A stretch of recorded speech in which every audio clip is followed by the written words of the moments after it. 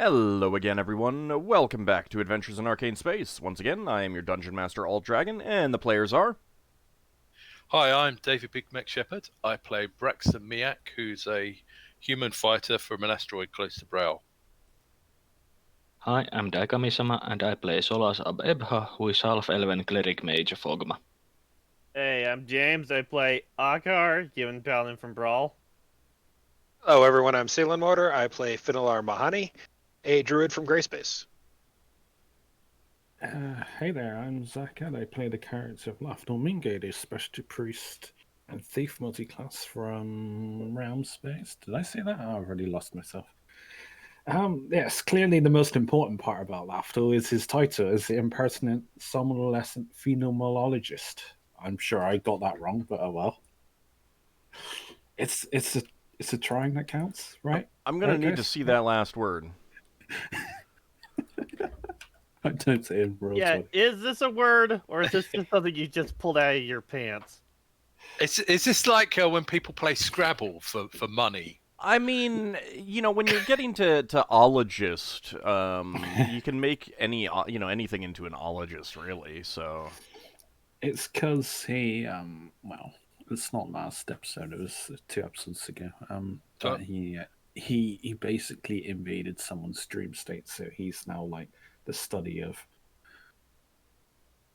sleeping. It's something that he can't do, so he's now like interested. So that's what he's going for. I think I'd probably go with phenomenologist. Yeah, laughter was a phenomenology. Don't forget that he can always dedicate the rest of his life towards inventing a time machine and then go back in the past and then invent and popularize any word he wants. So that when you say, I don't think that word exists, it will magically appear in your dictionary. I don't think the elven deity of time would appreciate that, considering he doesn't like air that much. I'm talking about like real world stuff. You just have to buy a DeLorean and invent the flux capacitor, and then you're sorted. Yeah. It's like, you're playing a game and you just don't die. I don't know what your problem is. You just don't die.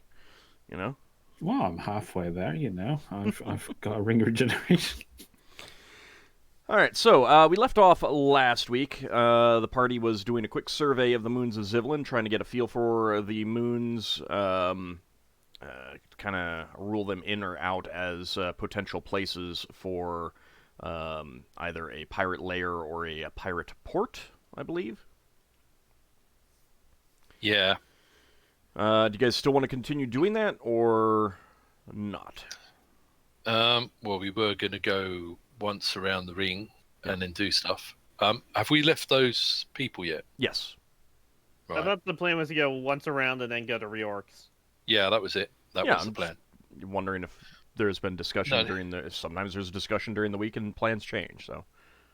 I know Cedar Mortar said he would have liked to have said something to those people. Oh. But it's too late. It's not me. I'm sorry? Wasn't me, it was Daikami. Sorry, Daikami. Oh. Yeah, sorry.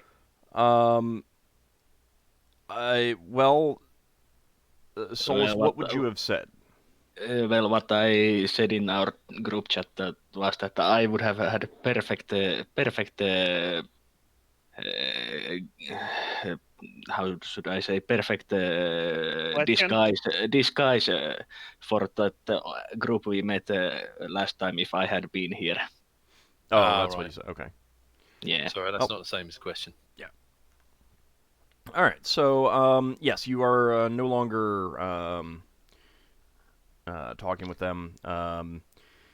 If you want to make contact with them again, they did give you some names of people that you can leave messages with, and they'll try to meet up with you at some point or something along those lines. Yeah. Were you about to say something, Lafdul? Yeah, no, I was muted. Oh, okay. Sorry, I thought I heard you begin to say something. All right.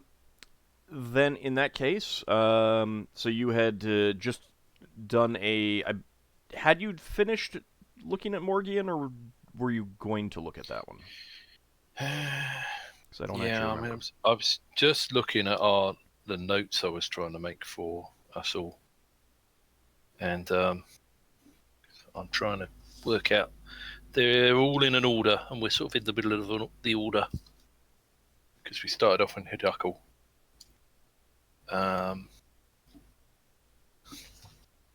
So let's see.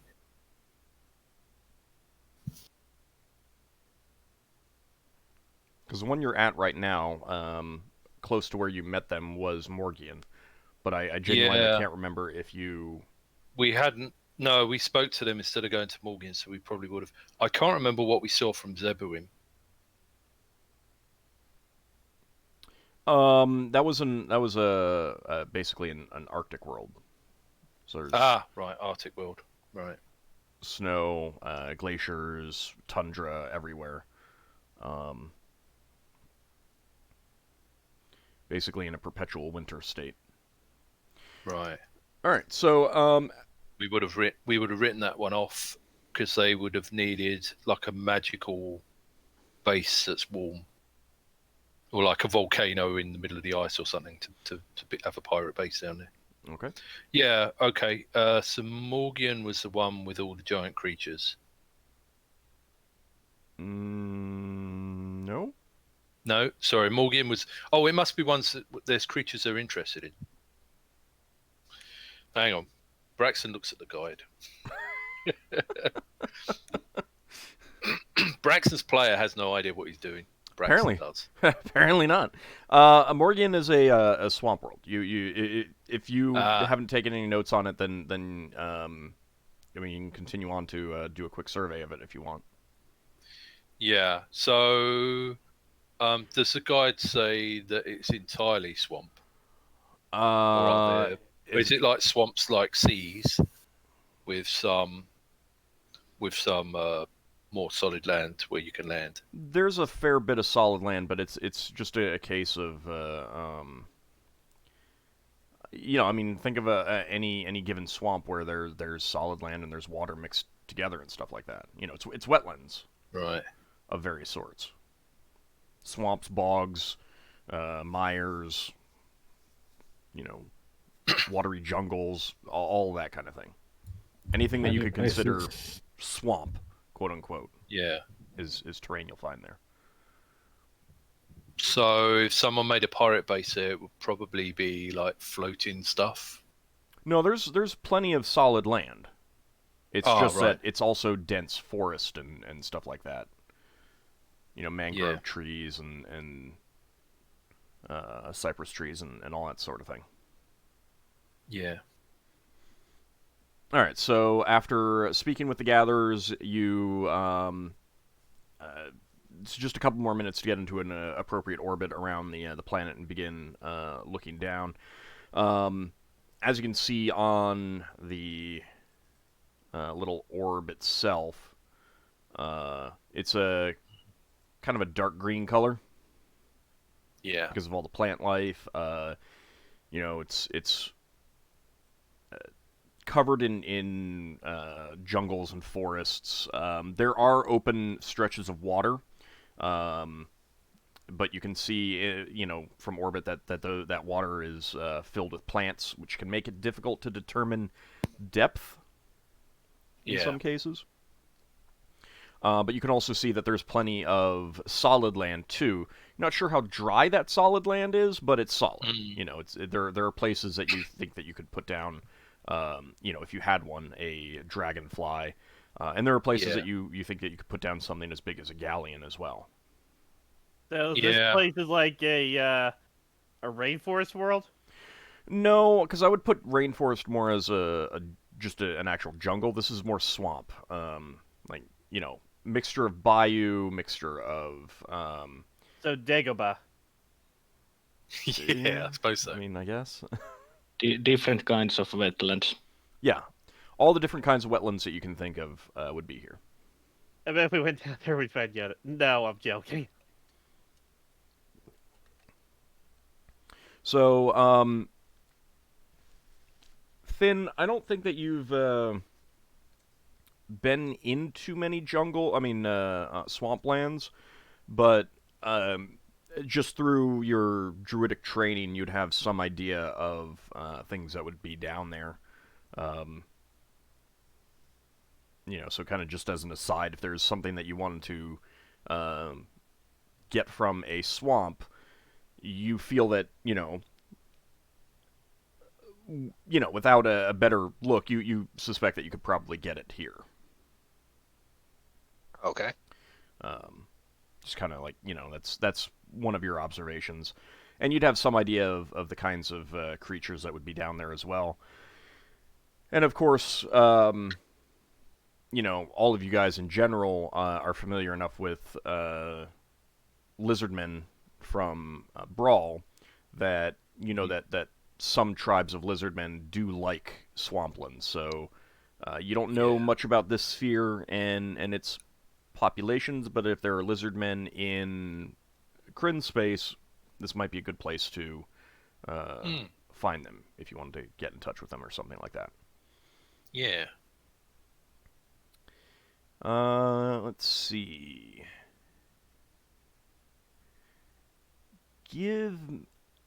So how are you actually doing your surveys? Well, there's going to be a night side and a day side, and on the night side, we're obviously going to look for artificial light or anything like that. On the day side, see, this is where you really need a planetologist, which we don't have. Yep. What I said we would look for, which other people can jump in if they can think of other things, and we can't do a full survey, so this is going to be an incompetent version of this, is the idea is look to see if there's any signs of things taking off or landing. Because if there are pirates, they might have deliveries, or they might take off and they might land. They might not see us. We might see them. Well, you do have evidence of people taking off because you just met the gatherers and they did just come from here. Yeah. And they've obviously landed on their own and not gone to a settlement. But I don't think we actually asked that. The one important question we should have asked. Solas will do the surveys based on his knowledge of cartography. So basically,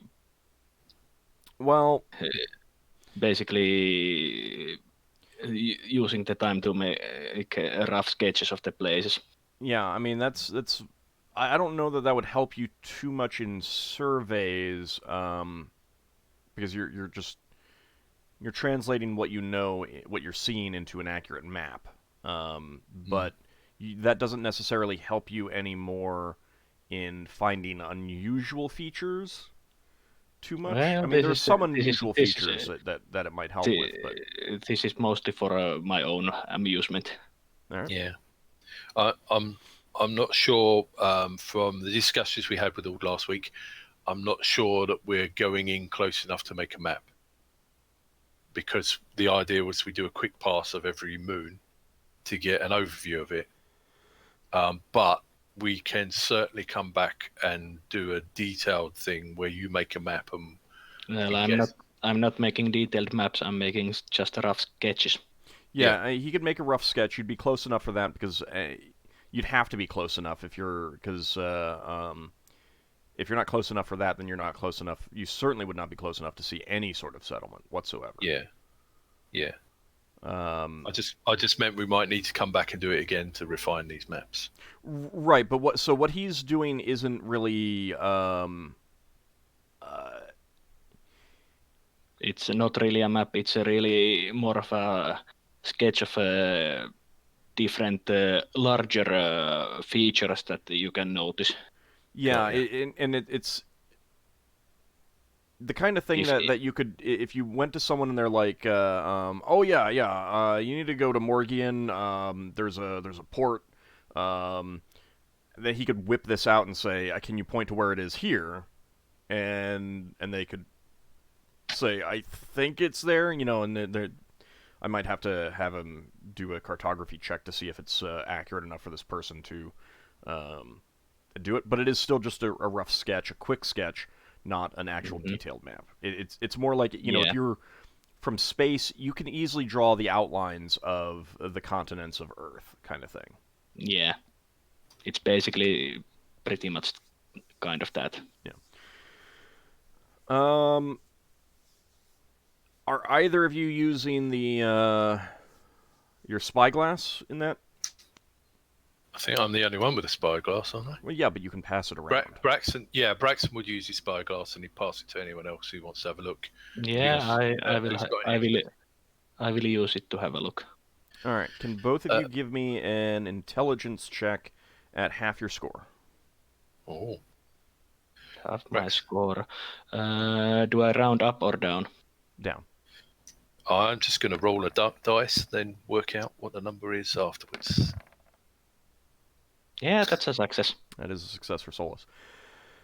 All right, so Solas, in the process of your sketch, you're pretty sure that near the northern pole there's a sufficiently deep water lake with a what you believe is a harbor. Okay. And you're seeing just around the trees of that some signs of artificialness. Like the trees are not where they don't feel, you know, just the random placement of trees growing naturally kind of thing. Is Finn on the deck? Yeah, in fact, I was going to mention that Finn would be looking for things like that where it looks like nature's been disrupted. Okay. Solas would point this out to Finn and ask his opinion. Finn has to take a closer look at it then. Okay, so you look through the spyglass. Go ahead and give me a wisdom check at your full score.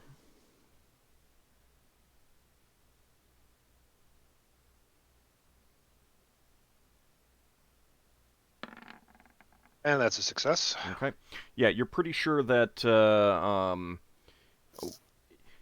you wouldn't say that there's any cultivation there, but you would say that trees have been that there's some artificialness in the trees, and you're positive of that.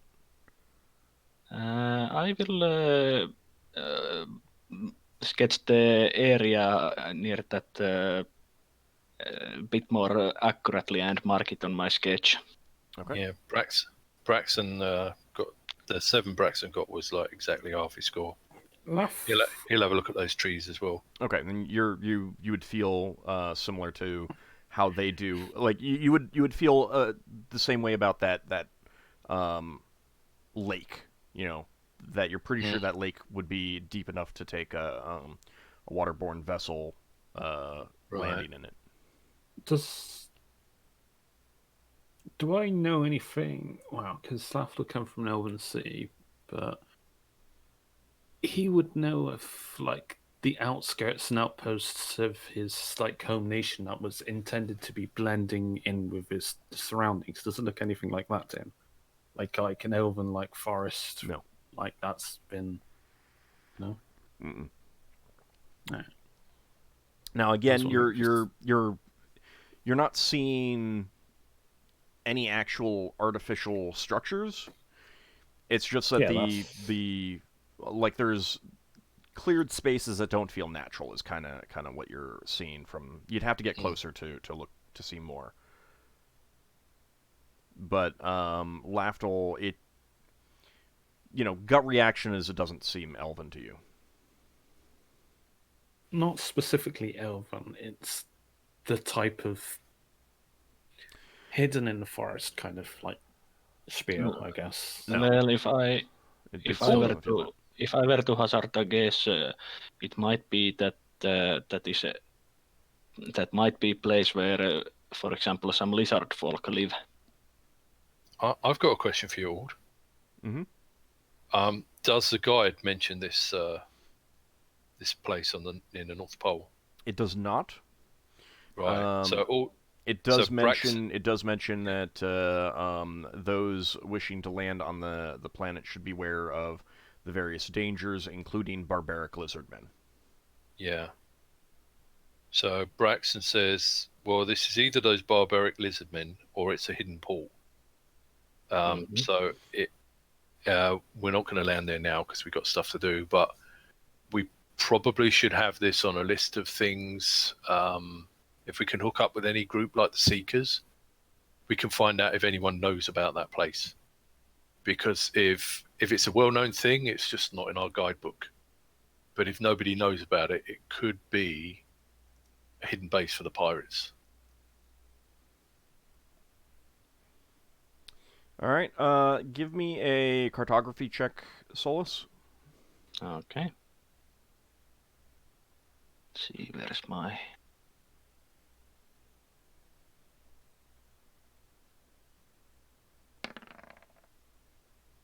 Yeah, that's a success. All right, you're able to make your sketch accurate enough to easily find this again. Yeah. I will add my sketch to the...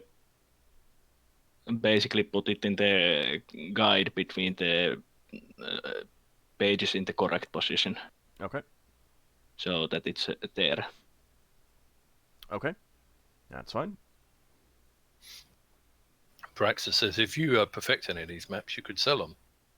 Yeah, for that we would have to spend quite a lot of more time in orbit. Yep. So I would like to do that, but it would take time. Well, depending on how well we get on with our pirate hunt, we might have to spend time surveying moons to look for places. Mm-hmm.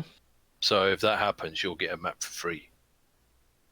And if that doesn't happen, then maybe at the end of all this, we'll have some time to do other things. And we can talk about it then.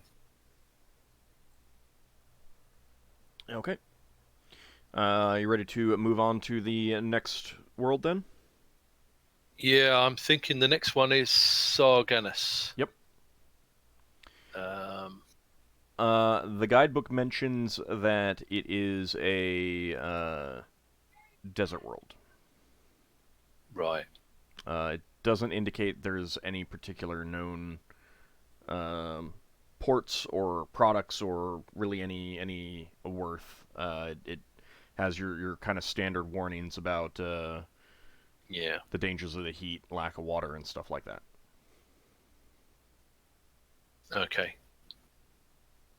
So it's a desert, but there's probably no one down there, but there are some places where people live on deserts.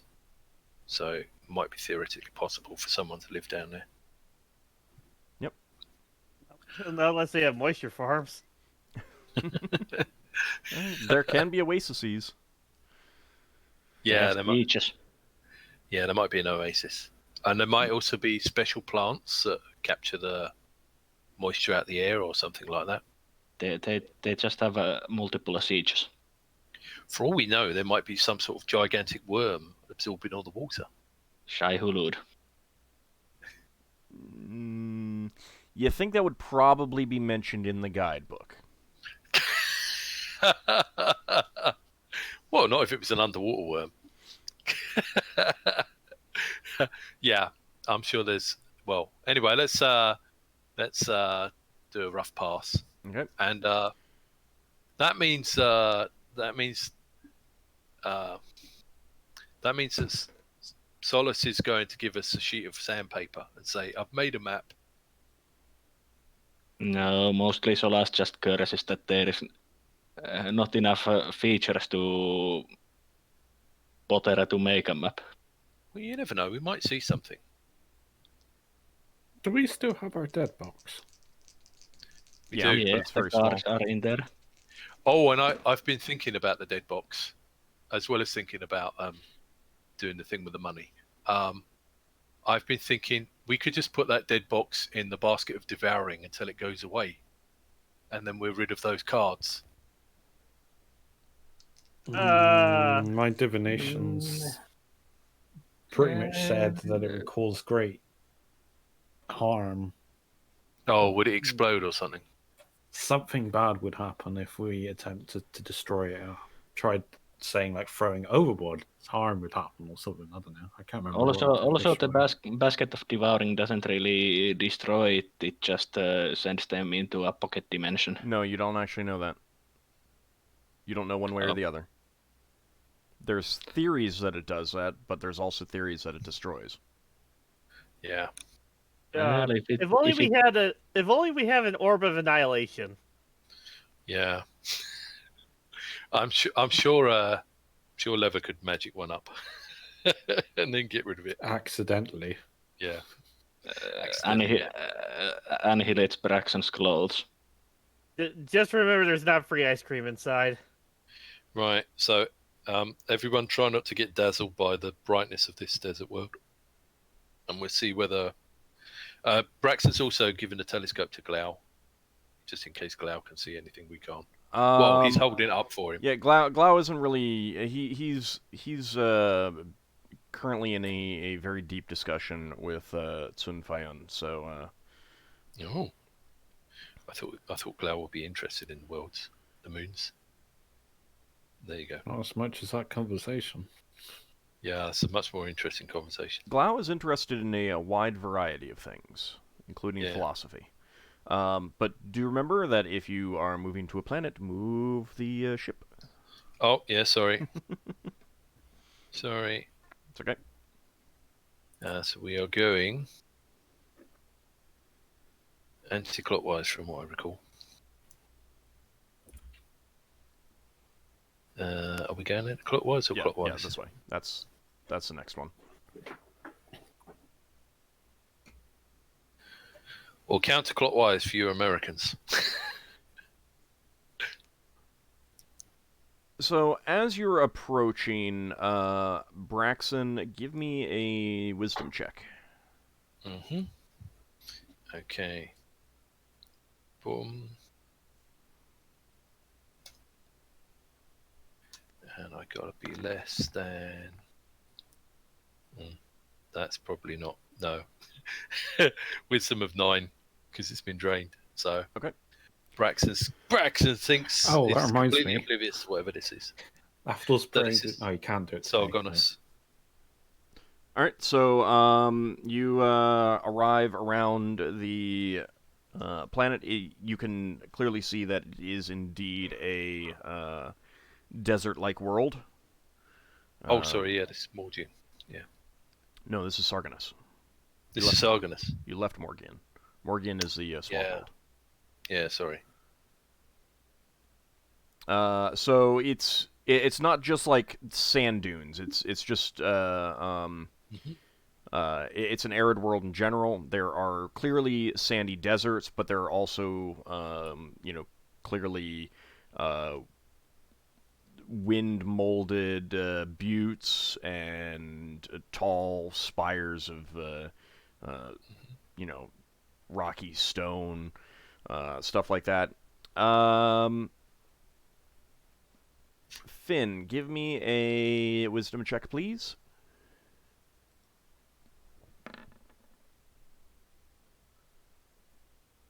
And that would be a success. Okay. You think that near the poles, there's a little bit of water. Like standing water, maybe oases, maybe small lakes. Hard to say because of the terrain. Without doing a closer survey, it's hard to say how big and how deep they are. But you are seeing some evidence of water at the poles. You don't see a whole lot of water anywhere else. I'd pass that along to everyone. Okay, Braxton's going to have another look, see if he can see it. Yeah, you think you see what he's indicating, but you're just not familiar enough with kind of the nature of these worlds in general, desert worlds in particular. Yeah. So, possible lakes at the North and South Pole. Yep.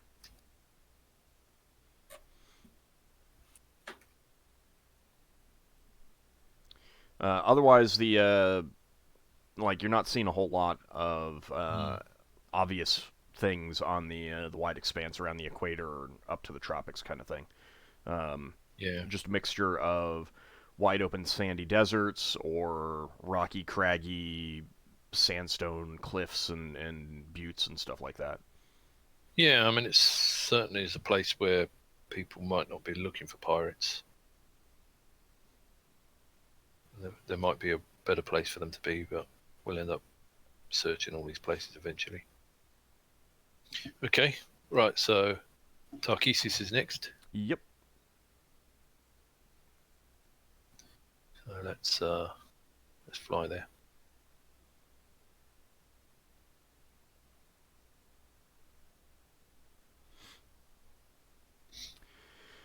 Okay, so as you approach this world, you see kind of rolling hills, a few plains, rivers, lakes, forests. It's kind of a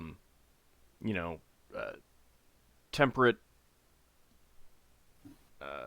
planet. Not a whole lot of extremes that you're seeing. There's no huge mountains or anything like that. Finn, looking through the spyglass, I'm kind of assuming that everyone who chooses to do so is taking a turn at this point. Yeah. Finn, from orbit, you can clearly see some primitive dwellings in on some of these plains and some of the hills and stuff like that.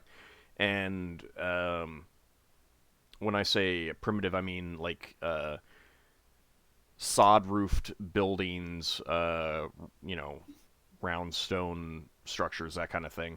Nothing fancy, nothing that you would consider even close to modern.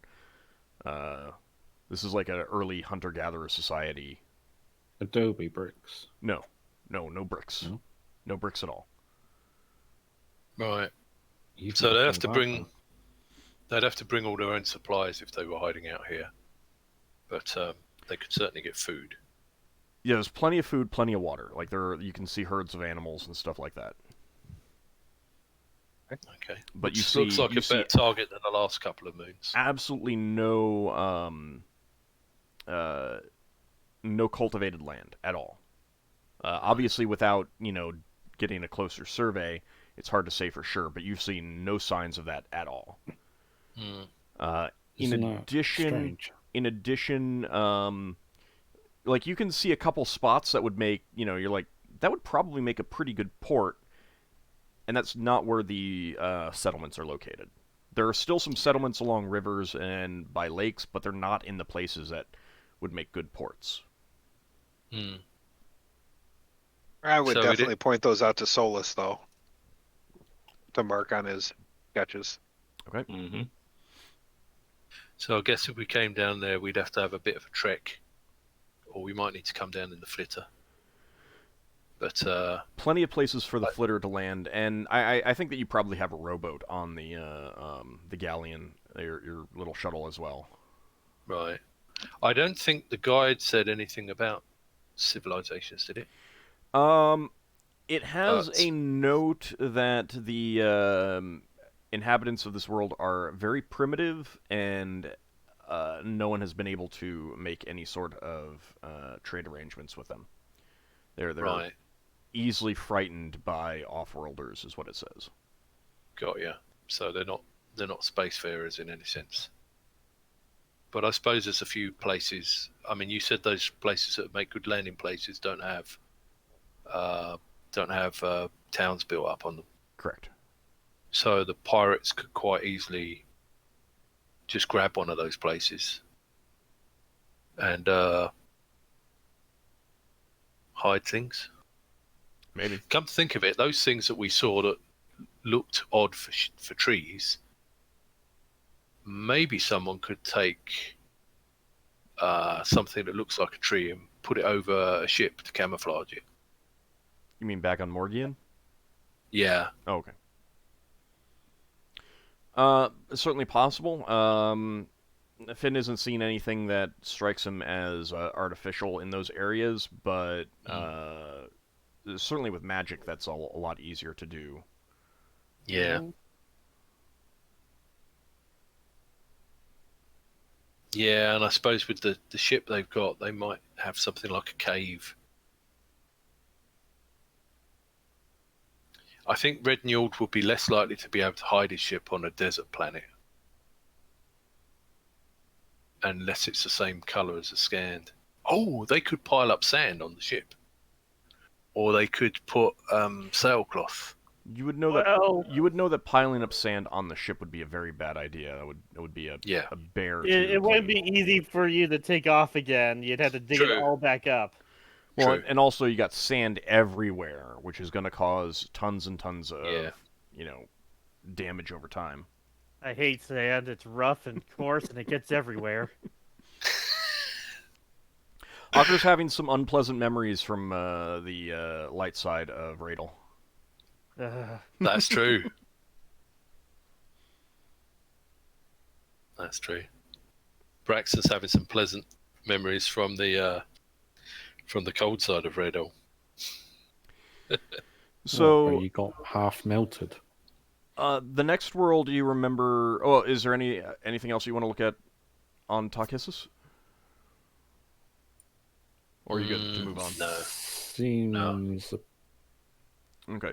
The next world, Shanair, is the one that you were warned off from by the Imperial Navy. Yeah. Why is that? I can't remember. It is listed as an Elven world, and the Imperial Navy protects it. Oh, if it's an Elven world, I don't see the pirates saying it. Could Lafdul not go on foot there, so to speak? He's an elf. Oh, hang on. I thought Gilliam was Elven world. They're both Elven worlds, yes. But this one, Shanair does not like visitors. Is basically what the guidebook says. Even Elven visitors, I guess. Do they allow? Is there any clause for exception? It just says any. Does it specify? You want to go there and ask? It doesn't say anything about that in the guidebook. Yeah, let's just go and ask. Why not? We could point out where we last saw those rogue elves, the singing sword. We could pass along that information. Well, that would be Beckon and Gillian. I would say. I assume they're related. Well, it's two different moons. What I would probably suggest is that if the Elven Navy don't want people to land here, the possibility that the pirates have landed on Shanair and constructed a secret base and have not been noticed by the Imperial Navy or any of the elves they liaise with when they land is lower than the possibility of them being somewhere else. It's a perfect place to hide, hidden in plain sight. Maybe, but I think, we might end up where we have to come looking here, but I think we should try the other places first. Because I'm just thinking these two moons are under the protection of the Elven Imperial Navy. So they must do regular flybys. Surprised we haven't come across any, to be honest. Yeah, well, there is that. We're going to fly past it and past Gillian on the way to get to Magia. So we can see if we see any elven ships.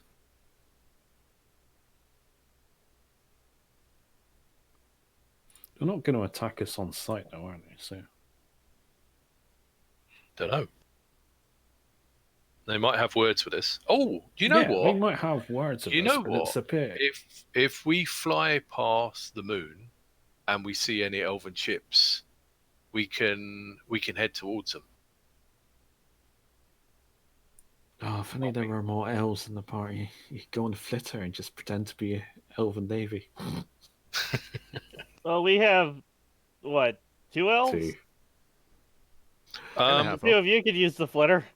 Why don't we ask our elven helmsman what she thinks the protocol the would be? third one. How many people do you need to use the flitter anyway? Like 2? You only need one person to use a flitter. That being the pilot. But I mean, you can pack in up to 10 people on that without risking the ship. Yeah, it's it's cramped. I mean, it's basically like a little rowboat or a little. Then we could technically just have Leva and Lafdul go visit using the flitter. Yeah, but we're not doing that now. We could do that in the future. Yeah. Is Nymeria on shift? Everyone's available right now, so it doesn't matter. Right. Okay. Well, Braxon will pop and see Nymeria and say, people have been discussing the pros and cons of visiting Shanair, and we know that the Elven Navy doesn't really want people to land there. Do you know what their policy might be on that? Would they be likely to attack us on site, or would there be a ship in orbit that we might be able to meet up with, pass on information to? If it's, I'm not familiar with this sphere. I have not been here before, but if it's like other similar worlds, there's certainly at least one ship in orbit, if not more. Would not surprise me if one of those is an armada itself. But if it sort of depends on why no one is allowed to go there. If they don't want anyone to go there because it's a naval port, then they'll almost never attack on sight unless, of course, you're goblins. I suspect that in such a case as us, they would just, warn us off and say that it is off limits.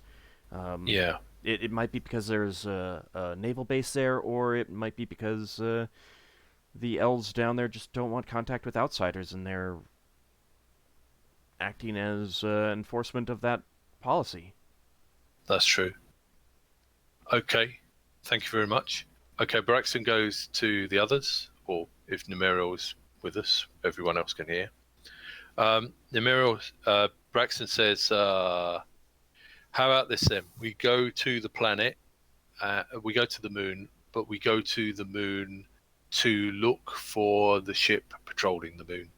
So, Solas, you can make your maps, but once we see the ship, you won't be able to do any more mapping because we're going to hook up with them and then we'll leave orbit.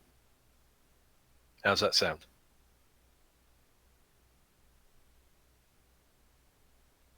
Solas shrugs. Okay, so we'll head towards this moon. Okay. And as you are approaching it and coming into orbit, you do in fact see an armada over the north pole of that moon. Okay, Braxon will immediately signal towards them, saying, this is the Company of the Broken Sphere. Broken Sword. Company of the Broken Sword. Yeah, wrong company. What flag are we flying? Is Braxon moonlighting another company? We still got that Hidalgo flag. This Company Is that of the Broken appropriate? Sword. Why not? I mean, we are flying under another company or entity, and saying we are another company. Yeah, let Braxon finish. Well, we're working for them. That is true, aren't we? After a fashion. This is Company of the Broken Sword. We have information for the Imperial Navy. Can we approach? They've already started moving towards you as you've been approaching the moon. And you get a signal back. It initially carries a warning, Shanaira's off limits to outsiders by the order of the Elven Imperial Navy. No ships are permitted to land without permission from those below. Please leave the orbit immediately. But then you realize that's coming as you're signaling them. Yeah. Then that's followed up with a please stand by. We will Please stand by. We are investigating. They'd probably just say, "Please stand by. Hold your position." After you signal what they do. So, Braxon will make sure we look friendly. Lafdul turns himself into a goblin. He's not. But... Are you really doing that or not? No, I'm okay. not. Right. Obviously, Didn't think so. He's not going to wind up his own countrymen. Well, he Even might if they're one day. off-worlders. He might one day. You've done that before. So he is. All right. So you're not doing that. That's fine. The Armada continues to approach, and this is probably the largest ship you've ever actually seen. Even when our armadas come to brawl, they don't usually dock themselves. They usually use flitters to get people on and off, or they're part of a fleet and a man-of-war will dock or something like that. Yeah. So Braxon will order that we align our gravity plane with theirs, and that we he'll send back a message saying we're standing by to dock with you or to receive your party or however you want to do things. So they come back and say, we verified your identity. We are approaching. And they do, in fact, pull up alongside you, which is, like, again, this is a massive, massive elven vessel. It's an absolutely beautiful thing, too. Like a giant butterfly with a little castle on top. Right. And so can anyone remember the name of the elf in charge of the pirate hunt that we're looking for? Who?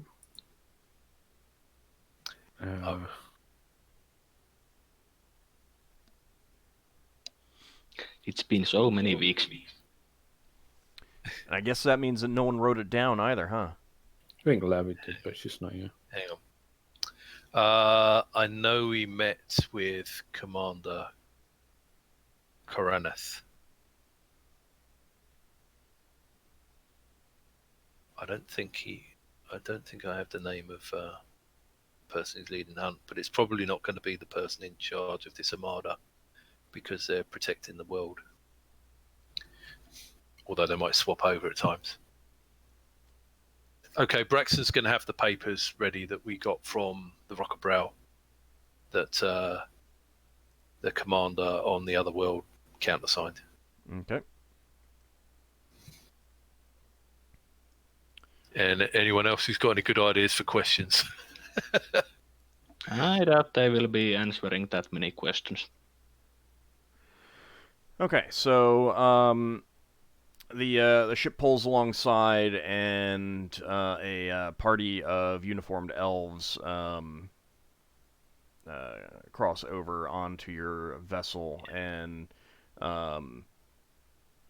you see that all the elves are ready for a fight. They're not actively, they're not acting hostile, but being trained warriors as they are,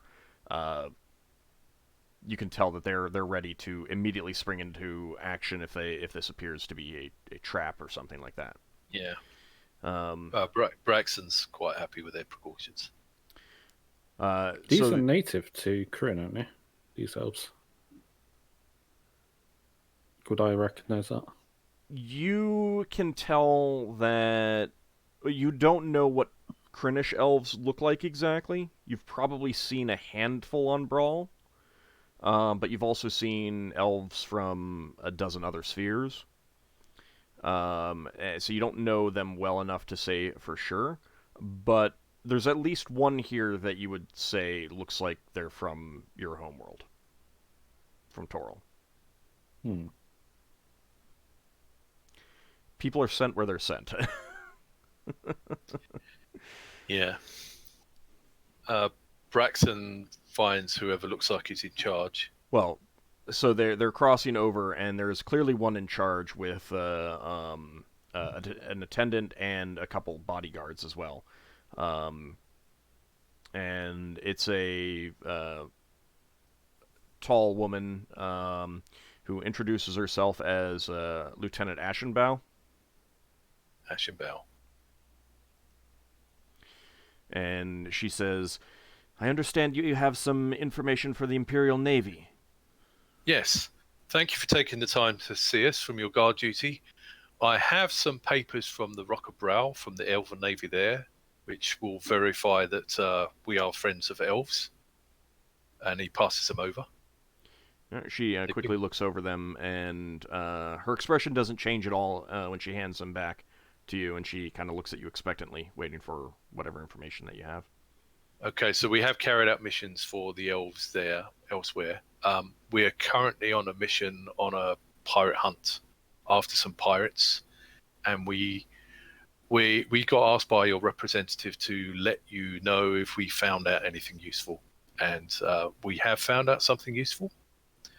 We found out that there is some sort of person from a place called Ansalon on Riox who is using some sort of spellcasting ability to find out what cargo is going onto ships. So we're off to investigate that, but I thought it would be good to let you know in case there are any places where you have elven ports where there might be a similar spy. It's a bit vague. Well, you're the one that Lafdul read would the stuff. help and chime in on this. That he used magic to divine this, and obviously we explained the shipwreck and all that. And I thought the information that we were going to tell them was about the singing sword. I suppose I would mention that. There's no harm in mentioning that, as far as I'm concerned.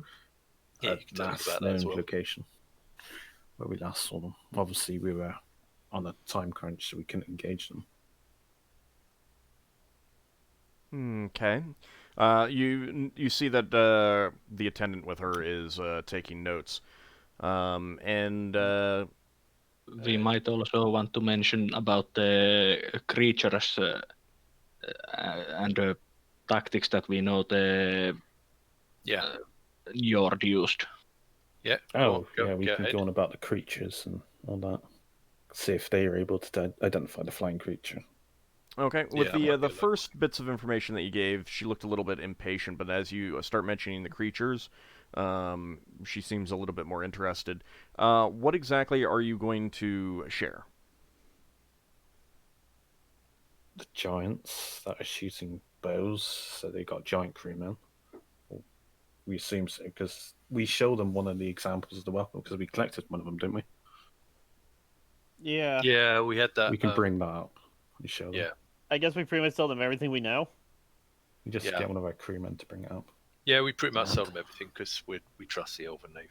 Yeah, but I'm kind of wondering. I kind of want you to tell them what you know, because how you phrase it might shape things. Yeah. Well, yeah, we'd bring out the bow. We'd tell them about these giant not bow, things. but a giant arrow. Yeah, the giant arrow and everything. We try to convey their creature, their complemented creed to the best of our ability. We know they got a Minotaur with a wicked-looking halberd. They've got... Also, they have some kind of plasmoid with them. Is it about Red Njord? Oh, yeah, the plasmoid. Yeah. And then there was some kind of insect-like creature. And I'd mention what I know about. This is about Red Njord's crew, right? Yes. Mm-hmm. Then I'd mention the stuff that I know and what we've been told about the current crew members of the his friends from back in Brawl. Okay. Mentioning you're a relative and all that. I do mention that I'm a relative trying to hunt him down. Okay. She gives you kind of a suspicious look for a moment, but she turns back to paying attention to the information that you're conveying. The attendant is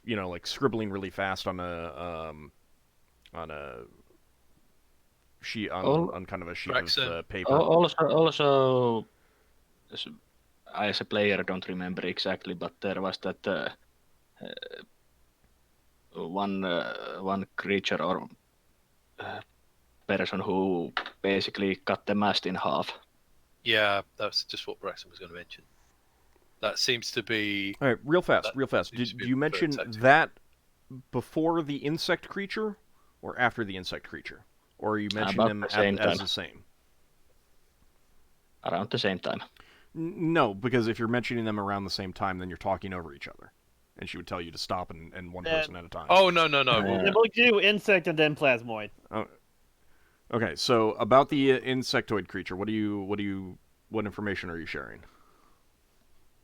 Please be as precise as possible. Well, we know it's the one that flies in and just eviscerates people, right? So, when I was looking for a response. I'm waiting for the rest of the people to give a response too. Well, Lafdul should have most knowledge about it.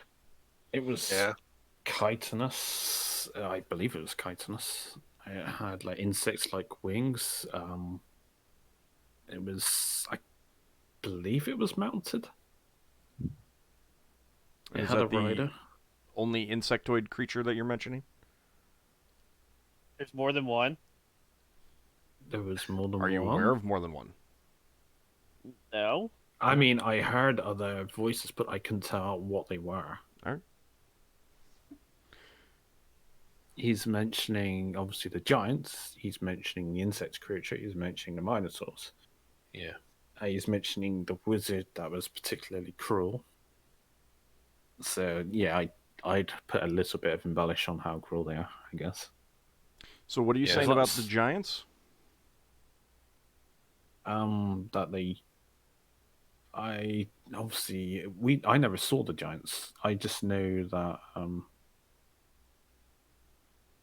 something was very large in order to shoot that ballista bolt. More never arrow. Yeah, because it was like an arrow. We mentioned that the design of the arrow, so it is an arrow, not a ballista bolt, whatever. We emphasize that bit.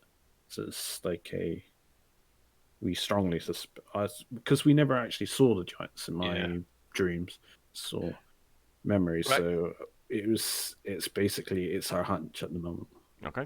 Braxon explains that the information that Lafdul was able to obtain is slightly limited by the fact that they have a tactic of murdering everyone, and that we were able to rescue a small number of people that they thought were dead. And that's the only reason we were able to rescue them. Basically, I asked them are you fluent in magic at all? And I would try to explain the details of the spell, saying that I relive their memories. They're elves. Yeah. They may not have magic themselves, but they live, like magic is all around them all the time. So yeah. Braxon turns to Lafdul and says, "Are you able to use that spell the other way and let them see the memories that you see?" No, Solas is though. Well, I would have to have seen the memory myself. Braxon turns to Lieutenant Ashborough and says, "Do you have anyone that's able to look at other people's memories?" I don't think it would work in my memory. Someone else's memory. It would not. It would not work as getting a memory of a memory. Okay. Well, the people we rescued are alive, and we took them back to Hidakul. So we could put you in touch with them if you want to go and question them yourselves. If you think there's any information you could get from them. I mean, they were pretty distraught over the whole ordeal. She says, "No, I think that you've given me. It sounds like you've given me everything that they know. Where exactly did you find the wreck?" Oh, we have a magical item for locating things, and where did you? If you'd like to come with me, we have a device that shows where the planets are, and we can point it out to you there. So if she wants to go below decks, Braxon will take her down to the astrolabe, along with any guards she wants to bring. She has a quiet exchange with her attendant, and then turns back to you and nods. Very well. So we pop down just for this, and then we can pop up afterwards. Okay. And then so Braxon she and the attendant are coming. She waves to the soldiers to stay back. Okay. Braxon would have been happy for them to come. It's a little bit of a small room. I mean, it's not the biggest room, so because we've got our entire company here. So Braxon will point out where it is. Who is actually going to this room? Who do you want to be in this room, and who wants to be in this room? Lafdul would be in now. Yeah, Finn will stay on deck. Okay. Solas would be interested in going. Okay. I guess other thing back. Okay. You sure? It's your mission. Kind of relevant to you, but yeah, I guess I'll go along. I just didn't know how they were about humans. They seem perfectly fine. And I didn't want to discourage anyone from coming if they want to go. I was just explaining. Yeah, I want to go. Soldiers. I just didn't think it would be all that. I thought they would look down because I'm a human, or something, and not want to let me go. But I'll go. Is there anyone else that you want in there with you, Braxon? Anyone from the crew or anything like that? Glau maybe. Okay. Because he's the navigator. So you go fetch Glau. He has been in another lengthy discussion with Sun Fayun. They seem to be getting along really well. That's good. What would you tell Glau when you go to fetch him? Say, Glau, we're going to show the captain of this other ship, or the lieutenant, where we found the wreck. So I wonder if you would mind coming with me so that you can make sure that we give an accurate position of where we were and what our course was. Oh, yes. Of course, it would be my pleasure. I'm always in the mood to flex my navigation skills, and I do remember exactly where it was located. He kind of hops on your shoulder, which is a little awkward because he is like 2 feet tall. Braxon's quite cool with that. It's like having a parrot, but, an intelligent parrot, but it's an owl. Right, but it's also a big bird, so it's a little awkward. He doesn't seem to really quite realize that he is probably inconveniencing you in doing so. Braxon's fairly short, so he can probably fit through the doors without Glau hitting his head on the door frame. But that kind of makes it work. Well, I mean, your door frames are big enough for GIF, so... but it kind of makes it worse because, your shoulders aren't as broad as Ockar's might be, kind of thing, stuff like that. It's clawing on from a side. Also, it's quite big owl, so it would make you a bit lopsided.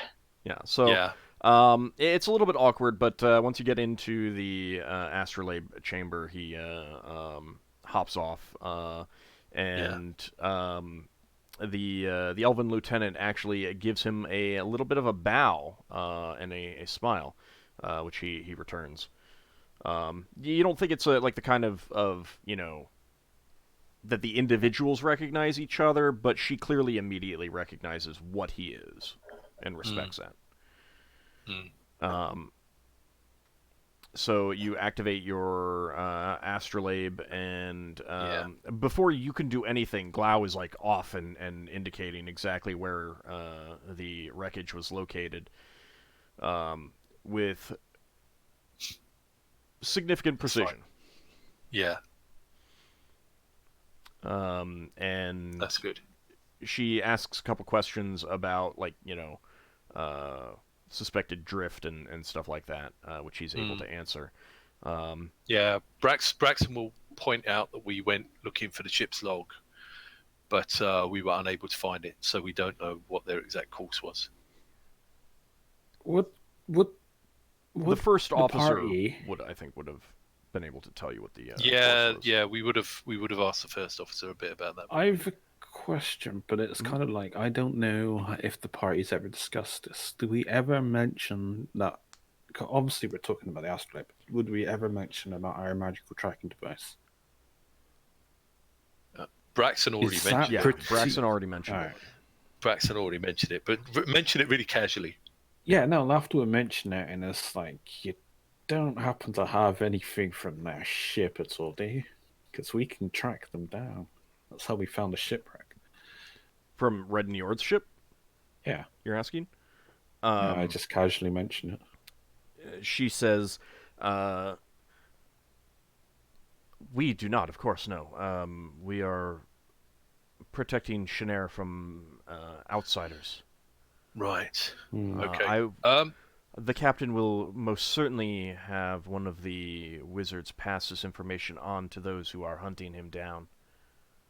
Well, the other thing we'd like to propose is if there are any missing elves and you have any personal items of theirs, any elves that went missing recently, we might be able to track them down. That's a good idea.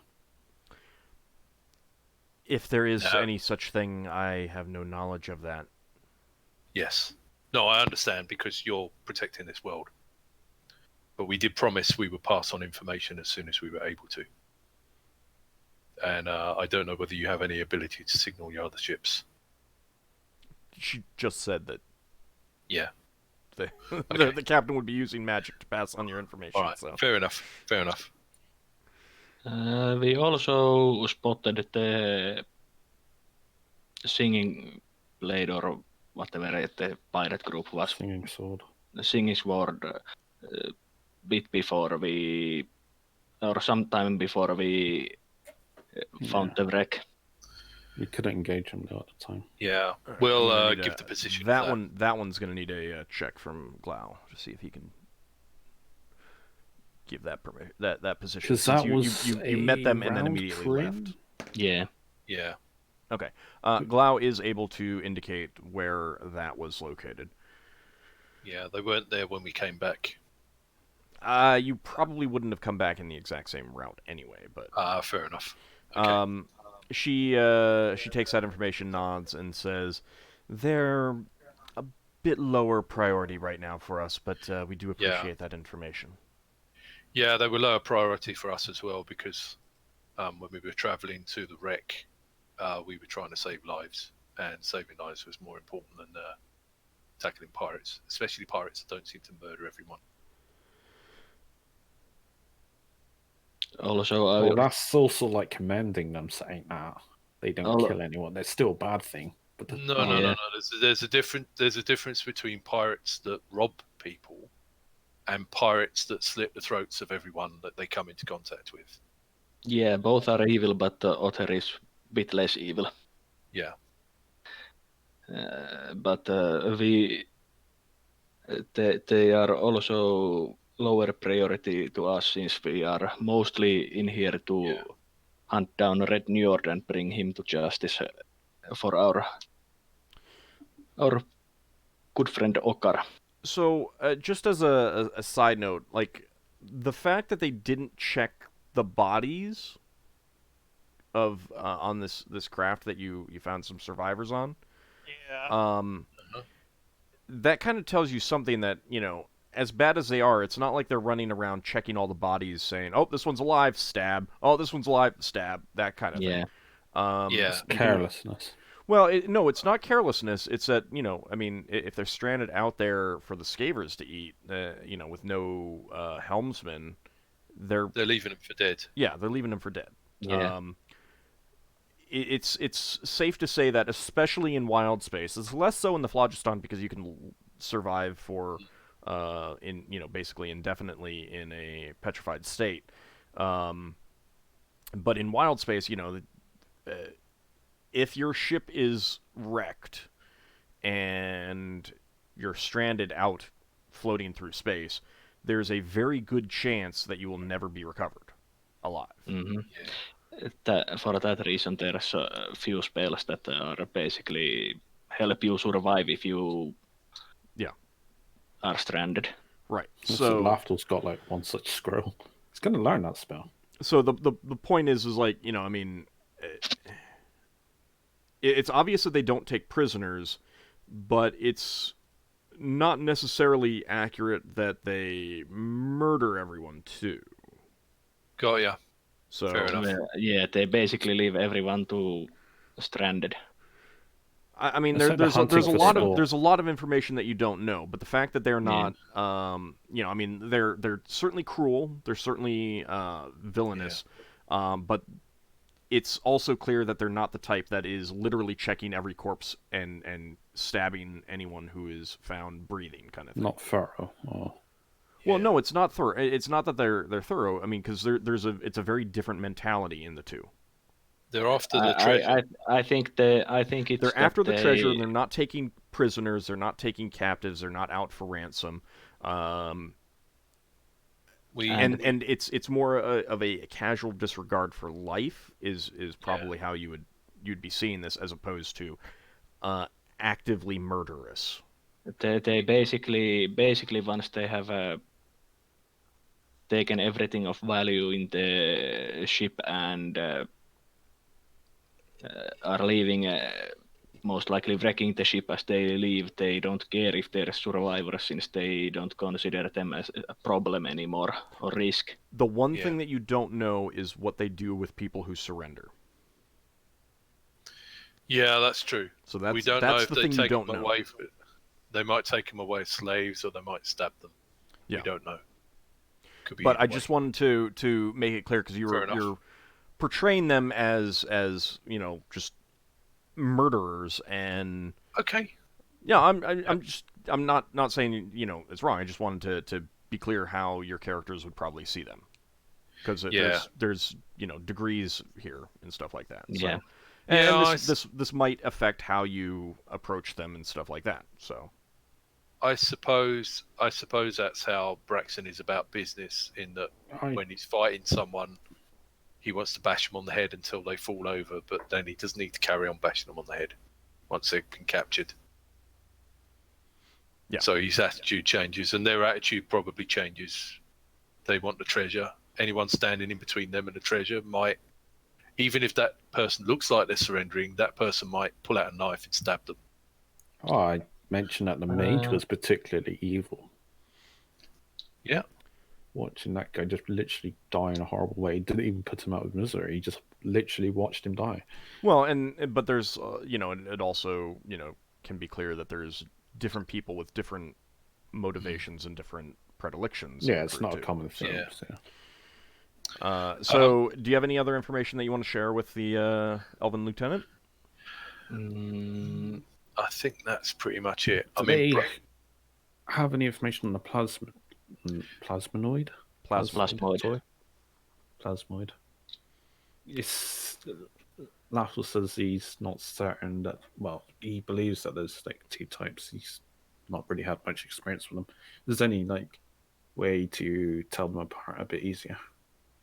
Which race that they might belong to? Which subsection? Subgroup. So, Lieutenant Ashenbow says to you, plasmoids are not rare in this area, but I have not had much personal contact with them. My understanding is that one of them tends to be a bit softer than the others in shape, but that's really all I know. It's more than we know. Would the lieutenant be willing to share us anything she might know about the Red Njord that doesn't endanger their operations? She would tell you that she really doesn't know anything other than the fact that... Yeah, Braxon will clarify that by saying we would very much appreciate it if we had the opportunity to work with the people hunting down the pirates. She tells you, so I mean, she's aware of the vessel, and she doesn't mind telling you this. She's aware of the vessel. Her ship is on alert for it, as in, and you would take this to mean that it's fire first, ask questions later if they see it. Yeah. and that's basically about it. And she'll say that she'll pass on your request, but that's all she can do.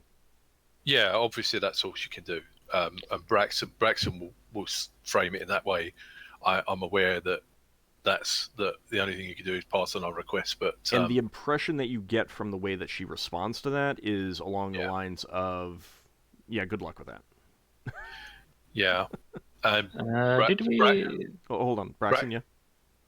Braxon would also emphasize the fact that if any elves get captured and the people hunting for the pirates are able to recover any of their possessions, please have them contact us, as we may be able to save them before they die.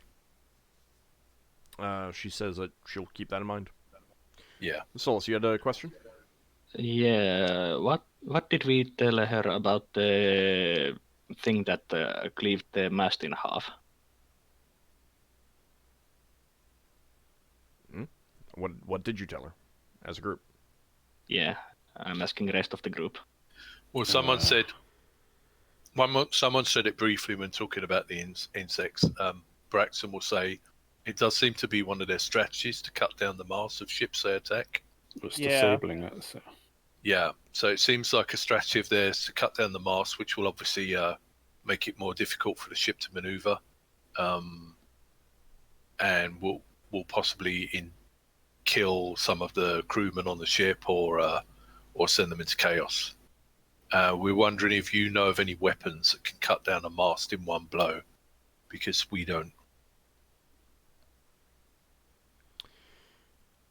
She says, "I imagine that there are many, many things out there that could easily do such a thing." Oh, wait, there was something important. Wasn't there that Minotaur mercenary that like may have traded? Wasn't he like regarded as like a legendary mercenary or something? Like a really well-known one? Not That he might have really well joined. known, but he was well known. Alright, so I mentioned that.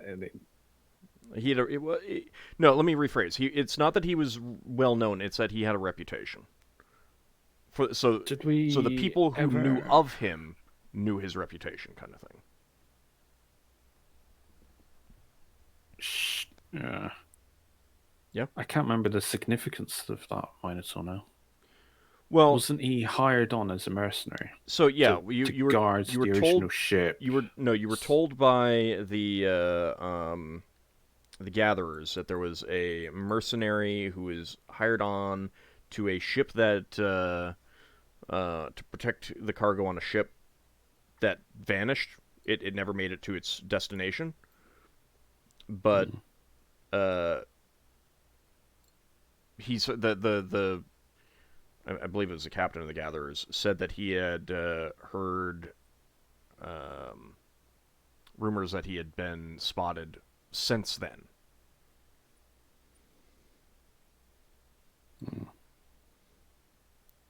So you can convey that to her. Yeah, I would. Okay. Braxon does have a question for the lieutenant. Okay. We're currently doing a quick once around of the moons, and we knew you were here, so we came looking for you. But one thing we're wondering is if there are any places where these pirates could hide a base. You obviously know this moon better than us. Are there any parts of this moon where elves don't live that you might not be directly protecting, where pirate ships could possibly sneak in or out of orbit? On Shanair, she kind of gives you an incredulous look. Well, you're over the North Pole. Do you vary your position? Yes, she would indicate that they do. She was the ship was over the North Pole just because that's where they were when you came in. So when she says that, Braxon turns to the others. Oh, are we going back up top now? Yeah, I think you've come back up yeah. onto. Braxon turns to the others and says, "Yeah, then we can discount this moon then." What exactly are you looking for? What we're looking for at the moment is, we know that peaceful ports are indicated on charts and such. But this, if they're well known enough, yes. This Red Njord and other undesirables will be needing to go somewhere to buy supplies, or unless they can steal absolutely everything, they need to sell their goods. They need to have fences to pass things on to, and there may be other ships that pick up stolen goods and repackage them and take them on to try and sell them peacefully, either in Kryn space or in other crystal spheres. That has to happen somewhere, and it has to happen somewhere in Kryn space. So we were looking for, we were having a quick look to see if we could find likely places where pirate bases may be. Yes. If there were a pirate base that we knew of, it is safe to say that the Imperial Navy would have dealt with it by now. That said, we do have our suspicions. Uh-huh. But before I can share any such information, I need to consult with my captain. Oh, yes, of course. Would you mind waiting? No. Okay. Braxon, what is your reaction adjustment for charisma? Reaction adjustment for charisma is probably lots or very little. Probably lots or very little. So not 0 is what you're saying. I've got 0. Oh yeah. Charisma's Braxton's dump stat. I thought wisdom was your dump stat. I thought you had like a 14 in charisma. I've got 9 there. 9? Oh, maybe this is with that. Oh, maybe this is with that belt on. Now, something with dwarves. Everyone else regards you with a. Well, yeah, you would have a penalty with that. So 9. Like what is your? 1. Is that 8? No. I'm pretty sure it's been modified No, that's already. 9. That's 9. It's 9. So is there a? Do you have a reaction adjustment? I've got 0 in there. Okay. Base loyalty is 0. Maximum number of henchmen 4. Oh. Yeah, sorry. So, no. Okay. This is where we should have got Ockar to do the talking. Well, I walked away for a little bit. Well, you had 2 charismatic people left with Ockar with you. Yeah, but that's you got the Them person. sprites. You got the person with the 9 charisma. It's so just to be clear, it's not low. It's average. It's average, right? That's why it's a 0 modifier, not a penalty. Mm-hmm. Yep.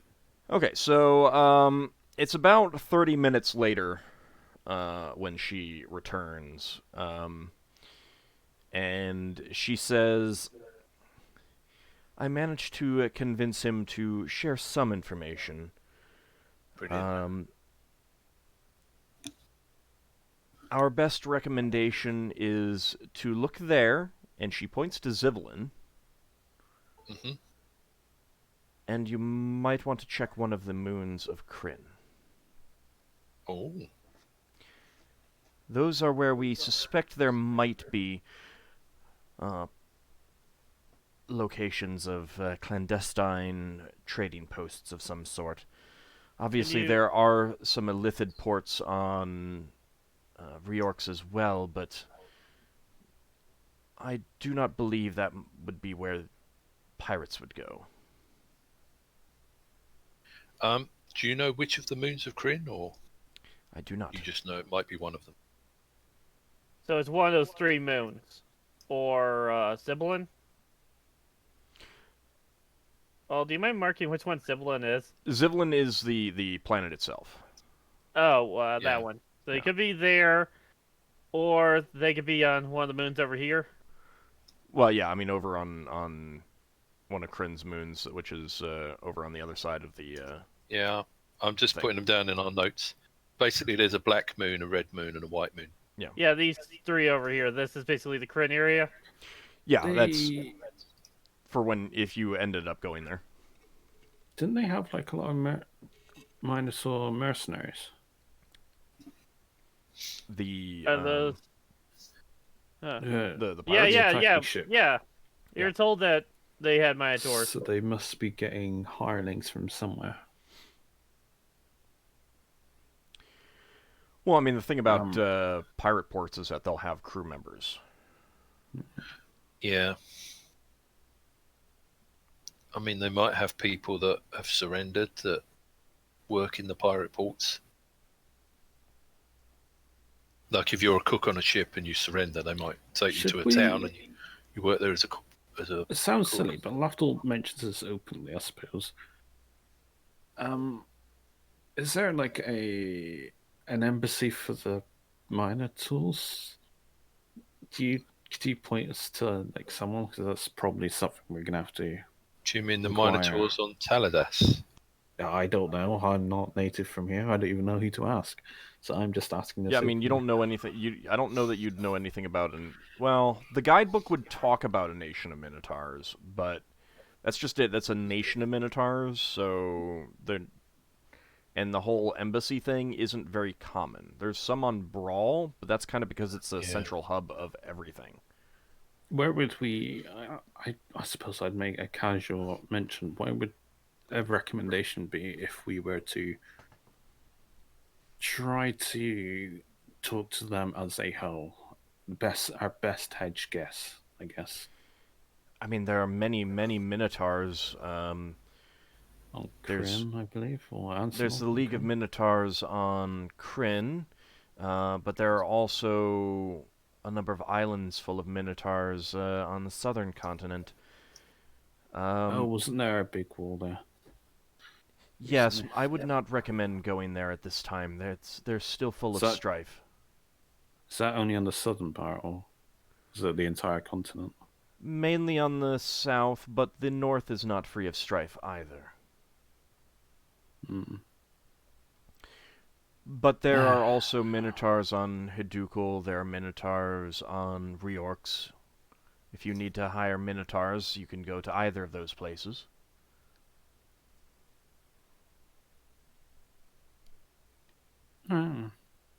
Thank you for the information, I guess. Tried to close the conversation on that. Okay. Is there any last-minute stuff that you want to ask her? I think we're getting to outstaying our welcome time. You have ideas on which parts of Zivlin could have it so that we can narrow down the search if we go there to look around? She doesn't like that. No, but we got the clandestine port, so it's a start. Okay. Like that's the reason. Like they suspect that there's one down there. They suspect that there's one in the moons of Kryn. But that's if they had better information, as she said, they would have taken care of it. They would have taken care of it. So I guess after we're done Reorx, we'll go and take a look at Zivlin first.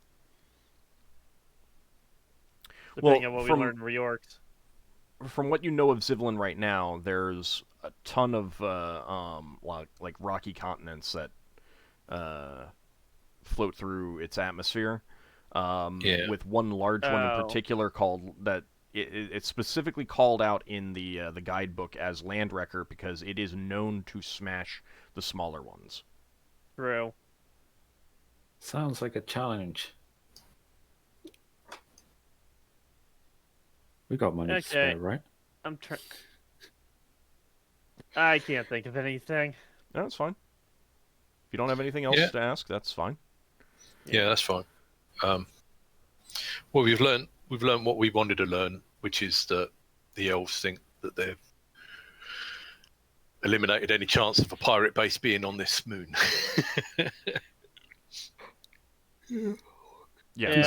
Circuit. Can we? Oh wait, I just remembered. How about the next moon over? What's it called? This one? Gillian. Oh. How's Gillian? So you've been to Gillian, and it is also under the protection of the elves. You could probably rule that out. But also, it is entirely blanketed by clouds. So there's nothing you could do from orbit anyway. So I'm just gonna ask the Elven Navy if they've had any troubles around Gillian.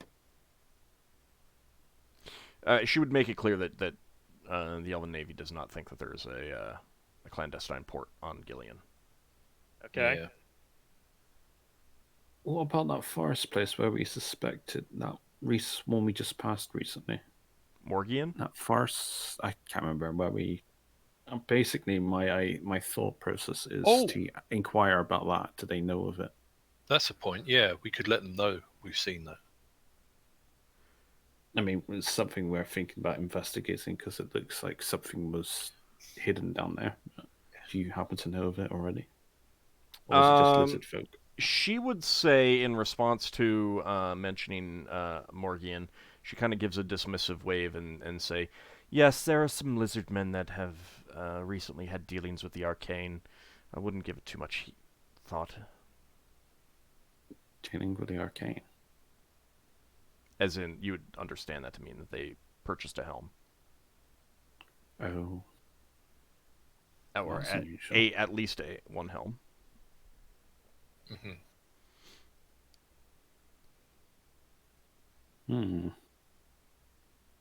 Right. I guess. Or at least that's the most likely thing. I mean, there can also be, they may have purchased a ship, they may have purchased other things, but they've had contact with the arcane, meaning that they're spelljamming aware. I suppose Lafdul would ask Lever and Solas this. Your ability, wizard's ability to just teleport from place to place, that's limited within a sphere, isn't it? But you can effectively go from one moon to another. In principle, I asked those two today now. Well, I don't think Leva has teleport, and Solas isn't high enough level to use it yet, so they're... Would they have the theory on that? Neither of them would be knowledgeable enough on teleportation to give you its limitations. Well, if we got some downtime, I could ask Ebha if she could study that.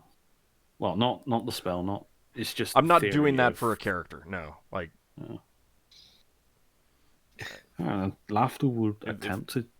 If the character... If the player isn't here, then there's a bare minimum of what that character can offer to the party. So... Right. So, I mean, Solas, if you have some thoughts on that, you're welcome to speak up. You two can have a conversation about teleport if you want. I was wondering if they were just simply landing somewhere completely benign and just teleporting to their base. That was Lafdul's thought process, basically. Do you have any thoughts on that, Solas? I guess not. I was muted, sorry. Oh. It would heavily depend on the spell in question, and if I were to do something like you suggest, I would, in that case, is mostly think about investing in creating a stable teleport.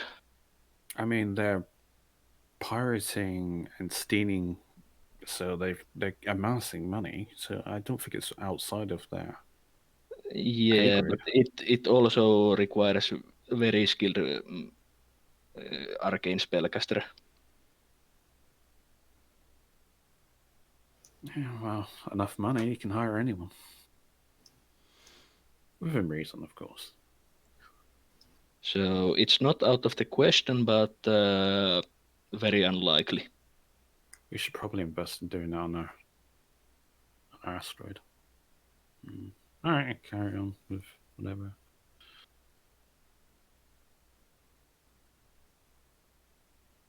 Okay. So you've also been to Majir, so I think that you're, you would have done a kind of a quick survey when you visited that before. Mm-hmm. Yeah, was that where we got the diamonds? Yes. Yeah, that is a dwarven world.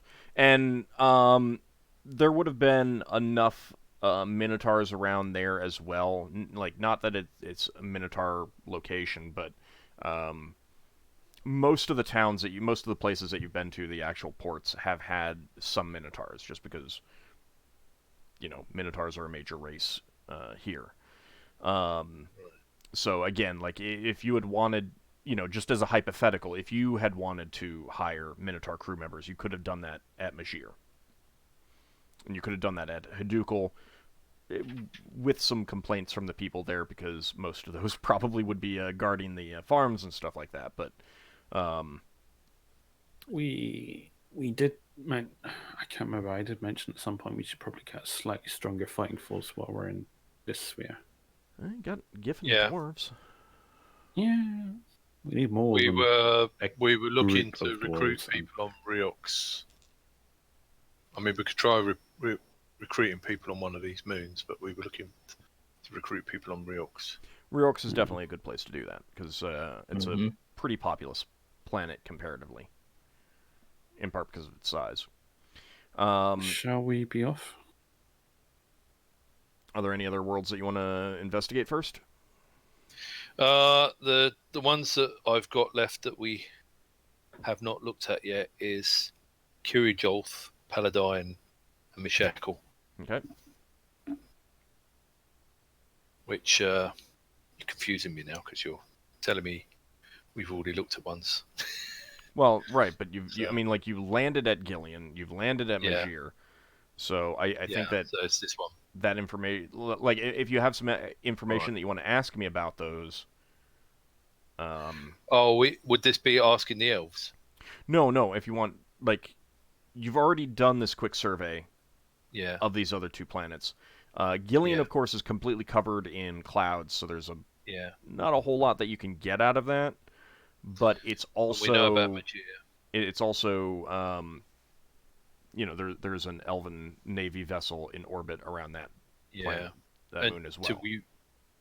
Does anyone want to go to Majir to see if we can see any ports that we don't know about from the guide? Right. What I mean is that you would have done that already when you went there the first time. Oh, okay. All right. So we'll be going to this one then. Majir, like, if there's anything hidden there, there's probably caves. Yeah, Because that's where you ended up going. It's mountains, isn't it? Yeah, it's heavily mountainous. There's ample places to have that sort of Right. hidden thing. But you also didn't hear anything about suspected ports from the dwarves. I don't know that you would have specifically asked, but Yeah. no one volunteered such information if you had indicated that you were looking for pirates or something like that. Yeah, but then I suppose you wouldn't think that was happening, would you? Because if you thought it was happening, someone would go and investigate. But yeah, I suppose that moon is most similar to Riox out of all the moons. Yeah, it is. Right. So we're checking out Kirijolth. Okay. So, from orbit, you can see that. Is this the one with the weird castle on? Yeah, there is a castle. But the world itself is, there's rolling hills, grasslands, herds of wild animals, forests. It looks like a very inviting place. The guidebook specifically warns you away from it because there is a somewhat paranoid wizard who does not like visitors, who has declared the entire moon his own. And you can see the castle from orbit. It is clearly, designed by magic, because some of the stuff should fall apart, kind of thing. It's Right. like extremely tall compared to its width and everything like that. Impossible geometry. Not impossible geometry, just like magical reinforcement kind of thing. Like, you'd be familiar with that from Evermeet. Right. Now, the guidebook does indicate that he doesn't just obliterate people who attempt to land there, but he does work to remove those who try to take up residence and stuff like that. Right. So I suppose pirates might try to sell him things that he was interested in buying. We don't know whether he's evil or good. Probably. That's certainly possible. We could try and find out a bit more information, because this could either be. I mean, if it's a wizard doing research, then they might want all sorts of things, and they might be not so fussy about where they get them from.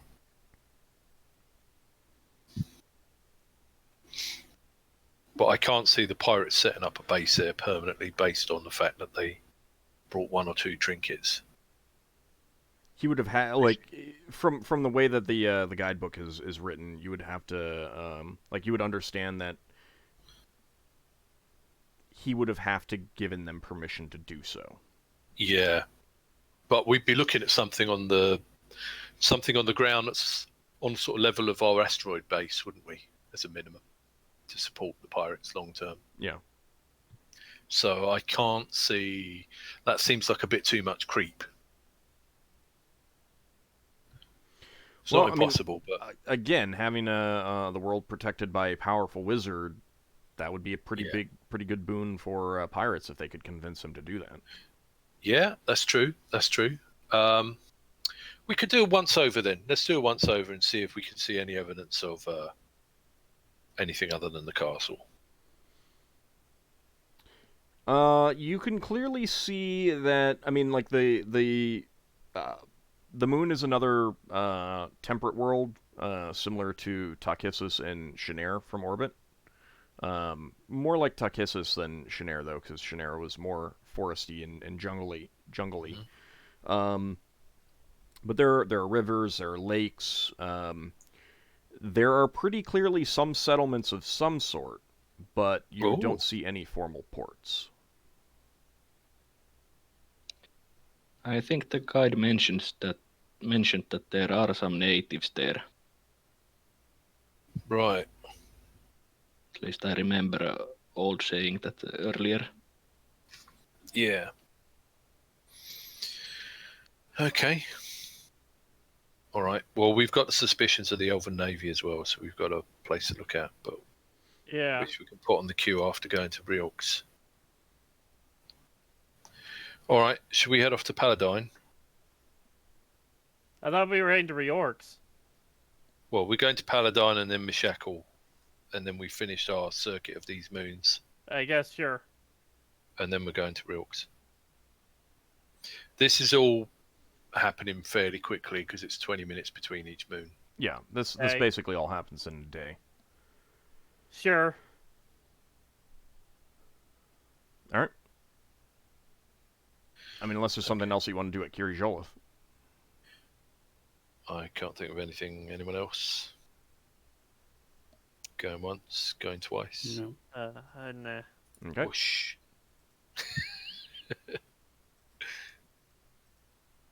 I could probably actually start revealing the names now that you're visiting the places and you'll know. Yeah, that's good. Thank you. Okay, so you move into orbit of Paladin, and this moon clearly has an atmosphere, but it is just a rock. Like, it is gray. It is you see no plant life. You see no water. Nothing like that at all. Lovely. You're not sure if this is if this was caused, if this was a natural thing, where there's just no such things grew up here, or if some kind of magical catastrophe happened at some, or maybe even a non-magical catastrophe happened at some point in the past. Yeah.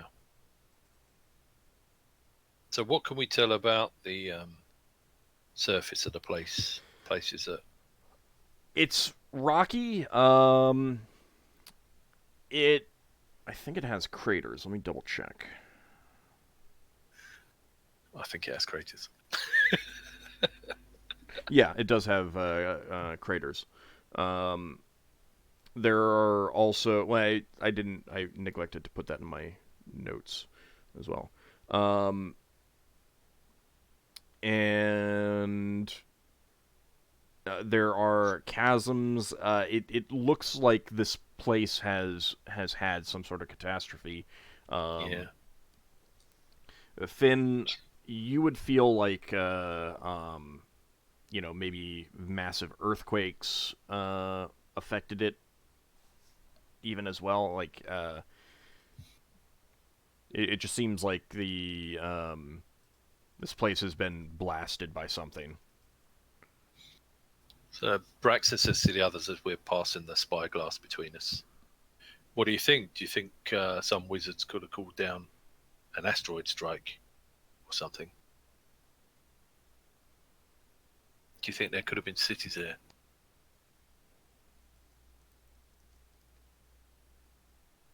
None of us would know.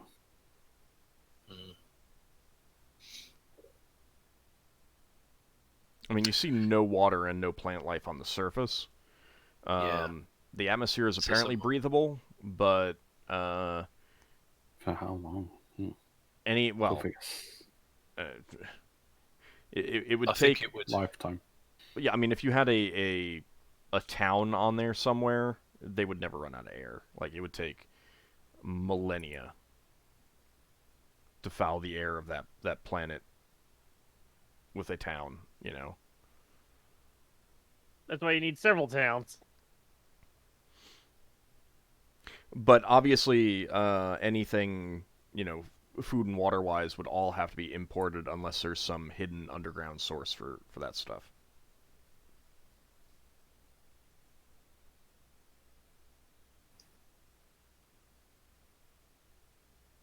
Yeah, I mean, there might be things living in the Underdark. Well, we know a bit about this place. Yeah, I don't think we're doing anything here. Yeah, I don't think this is going to be the primary place we look at.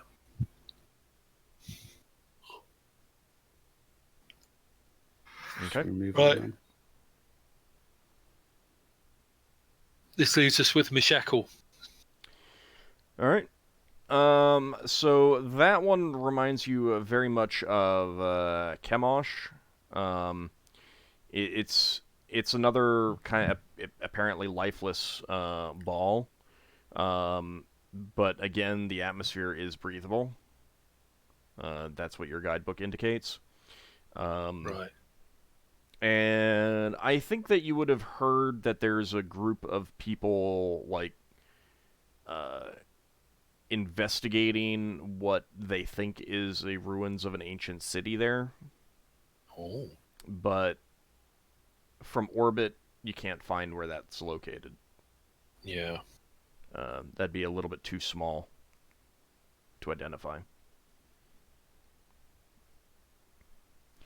But again, no plant life, no water, no animal life that you can see unless there's something, again, in the Underdark beneath the surface. So any food or water would have to be imported. And I think that's why you would have heard about this, because Hidukul is close by, so a lot of their food and water would have come from there. You know, you would have learned that some of the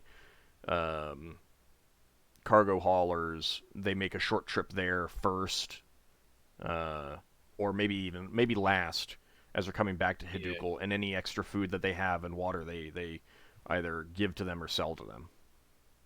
Right. Oh, that'd be where you dump your stock. Yeah, I mean, if you're getting back to Hidukul, so you're going to be, you know, in just under an hour, kind of thing. So you don't need to carry the food there, and rather than have it sit or possibly go bad or anything like that, you can give it to these people who would be more than happy to get it, because they have to get all their food and water elsewhere. We might do that when we come back. It'd be a good way to have an excuse to have a chat with them about what they might have seen. Unfortunately, you don't know exactly where they are on there. Yeah. So we can't. Well, not to say that you can't, but you'd probably have to take some specific time to figure that out. Yeah, we'd have to fly around looking at the cities. I suppose if we spent some time, Solas could make a good map of where it looks like there are cities, and then we could just fly over them looking for someone to wave us. Assuming they don't think we're there for bad purposes. And we'd probably have to go down in the flitter, which would mean we couldn't take a lot of food with us. There's a mage with like Bigby's hand that's been enlarged to just wave. Bigby's waving hand. You could actually take one of the, you could take the shuttle down and depending on the location, try to set something up where you're staying in the air and offloading. Yeah, so that's true. You don't necessarily have to dock for that. That's true. You'd have to have a hoist and drop cargo over the side and that sort of stuff. Well, it depends on a lot of things. Like, I mean, you'd have to find the thing, but just because you can't land doesn't mean that you can't offload cargo. It just makes it more difficult. Yeah, that's true. I mean, Solas has engineering, so he could pretty easily devise some kind of cargo loading, unloading system. All right, so is there anything else that you want to do around Zivlin or off to Reorx? I don't think we'll be doing Zivlin this time because it'll take a while to fly all the way around it. Okay. The main thing was to work out which room was which I think we've achieved. Yeah. So I think we need to get off to Reorx now before our perishables get perishable. Yeah. Okay. I forgot about that. We've got a whole bunch of these giant veggies. Yeah. Well, you got like 2 tons of it. Well, we only spent like half a day flying around those moons. No, that would have been a full day. We got carrots that's as tall as Braxon. We've got 200 carrots. Use them as a good impromptu bludgeoning weapon. Okay, so I think that you guys would have. I mean, that would have been a day, and you then are ready to move on. Like, kind of the next day, everyone gets their rest, and then you're going to be into the normal shift schedule after that. Mm-hmm. Okay. All right, so you guys are on the right map, so go ahead and start moving. All right. What shift are we starting off with? First shift. First shift. Yeah. So, shall I get Ockar to move, or we just move inwards? No, you just move it. The shifts, that's more for indicating who's up and who needs to get up when the ship is attacked. Yeah. Never wake up the sleeping mages unless it's very desperate. We'll just head straight in, I think. So it's perfectly acceptable to wake up Lafdul then, because he's not a mage. Yes. Mm-hmm. Yes. Always. And we always assume that you still have some spells left over. All right, so the first 4 days of your trip are uneventful. 4 days? That's 4 Dwemer flowers for me. So 5 days in total. That's what you're doing. Yeah, he's charging his item like unlimited power. I am keeping track. I've got 35 uses so far, but these are just generically useful spells like Cure Blindness, Cure Disease, stuff like that. Okay, hold on a second. Okay, I need to move some of the planets. Hold on a second. That is going to be one there. Yeah, I'm just doing a bit of accounting. I can't remember your running. Was Cure Serious the same as Repair Injuries in terms of actually curing the equivalent injury? Say if a broken arm, either Cure Serious or a Repair Injury would do it. Yeah. Because it's more powerful. But it's specific, like, it has to be cast specifically for that purpose.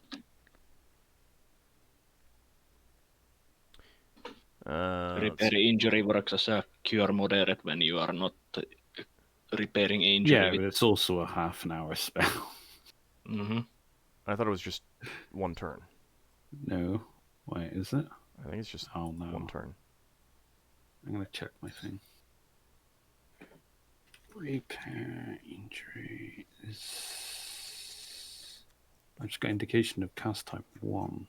Casting time 1 turn. I am updating my notes 1 turn. At least that's what it is in the spells and magic. Yeah. Alright, that's cool. I updated it. No, I am storing like Remove blindness. That's fine. Remove. That's fine. All right. Just in case you want to know. Okay. Is anyone else doing anything on the during the trip? You probably have at least a week. Oh.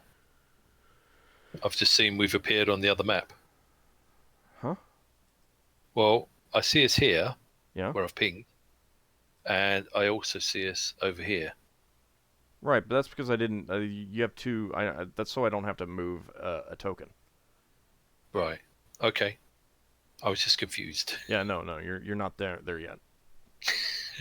Yeah, I thought you'd moved us. Nope. And then I realised we were still over on the other side. Nope. Right, so that's Chemosh that we're going past. Kislev. Kislev, sorry. It's pretty far away, actually. Yeah. Since we are going to reorg, Solas is going to concentrate on his finishing those poetry books to sell. Right. Braxon's from out the sphere, so he pronounces it Kislev. Even though the locals pronounce it Kislev. All right. So the first 4 days are pretty uneventful. Nothing much happens. Yep. Okay, we're moving again. So that's 5 days of money. Yay. We might have a few more platinum coins. Okay. I have 7 spells stored in there. Okay, so you're So we're there. yeah, Right, you're got over you. there on the internal. Okay. Yep, we're all on the right side. Okay, this is now 4 for each day, isn't it? 5. 5 for each day. And I need some more dice. Hold on a second. Okay. There we go. So what, I really like this Dwemer flow. You'll love it when you get your ult to Solas and Finnel'ar. I'm looking at the way the squares work on the planetary diagram, and it seems like There's a couple there's a couple lines that are off center. Like right now you're in one that's off by a little bit. You can see right there. Oh. Yeah. As the time's passing, I'm praying to Aravan, but I'm also trying to research how to use the plane shift scroll, and I am trying to research how to use the gate spell. Plane shift, I believe you need a Well, he doesn't know that. So you would understand from the scroll that you need a tuning fork, I think it is. Yeah. Correct? I believe so. Attuned to the your library is not good enough to give you any of that sort of information. So I would have to. Yeah, what I was going to say, Ord, is it looks to me that it would be quicker for us to fly here and then go around on Ryux's orbit Yeah, that's fine. than to try and do it diagonally from the number of squares. It's entirely up to you. Could I? So look, we're going to fly past Kryn. So would anyone like to spend a day flying around Kryn's moons? Or we just go straight to Ryux and do that later? I think we could do that when we return from reorgs. Good idea. Mm-hmm. All right. So let's move the first square and find out if we get attacked. Nope. Smooth sailing so far. It hasn't. It's so hard for me to keep track. Yeah, one more. 3. Keep going. All right. So as you are traveling, you've moved closer to the inner planets, and you drop out of spelljamming speed. Oh dear. Is this on the last day of the 4th day or 5th day, or is this on multiple days? This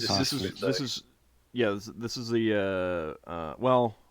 This is like the 5th. During the 5th day. So this is 4 more days have passed to get into this Four. part. So this is the 9th day. Yeah. I would have had to. Refresh. Ninth day. Contact. Yeah, tempo. ninth day. Because it took you 4 days to get into the inner sphere, and now you're on the 9th day in there. Hang on, I thought the squares individually were 5 squares in 1 day. That's what I Yes, thought. yes, they are. But it. So go back to the outer. Go look at the outer thing. Yeah, so I must have done Right. two No. squares. Hold on. You were here because Zivlin moved. Yeah. You were here. 4 days to So get I in did here, 8. and then 4 days and to then get another in 4 here. days. Yeah. Yeah, you're right. You're right. Yeah. So now you're on. No, it's Yeah. It's just my maths is wrong. That's So I fine. need to sort out my my chart.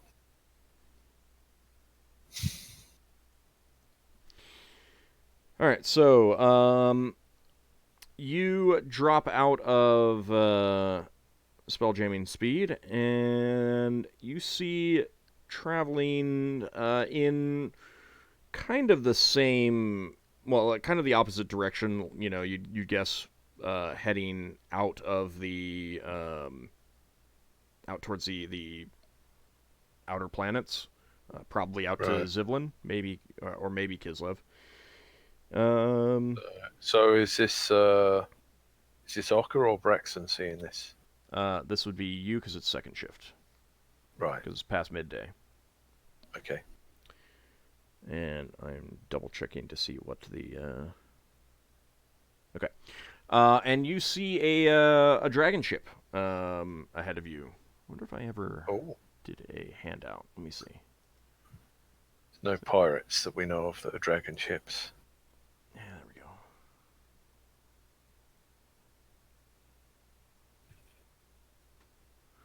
Yeah. So You fancy. you see Very nice. a dragon ship, and the colors are pretty accurate. It is very red. In fact, like shiny red. So we might actually be able to have a sensible conversation with some shell that don't use funny money. And the vessel is, I mean, it is a gorgeous vessel. I mean, you've seen these before. Some of them are just, workaday vessels. Some of them are kept up pretty nice. Some of them, obvious battle damage and repairs. Whoever keeps this one is they're keeping it up really well. It is a beautiful, beautiful vessel. And it takes you a moment to realize, because of how gorgeous this vessel is, and it's shining in the sunlight almost directly behind it. That they are signaling to you. It takes you a moment to realize it, and when you kind of shake yourself out, you quickly analyze the signal, and they're signaling a greeting. They are the Golden Blade, and they are curious who you are. They're trying to find out who you are. Braxon signals back. Braxon first says to some crew members, go tell the other officers that are off shift that we've sighted a ship. Okay. Golden Blade. So you're signaling back? Yeah, Braxton's going to signal back, saying, "This is the Blade. We're working for Hidako, transporting goods. Would you like to meet and have a discussion?" Yeah, dragon ships look cool.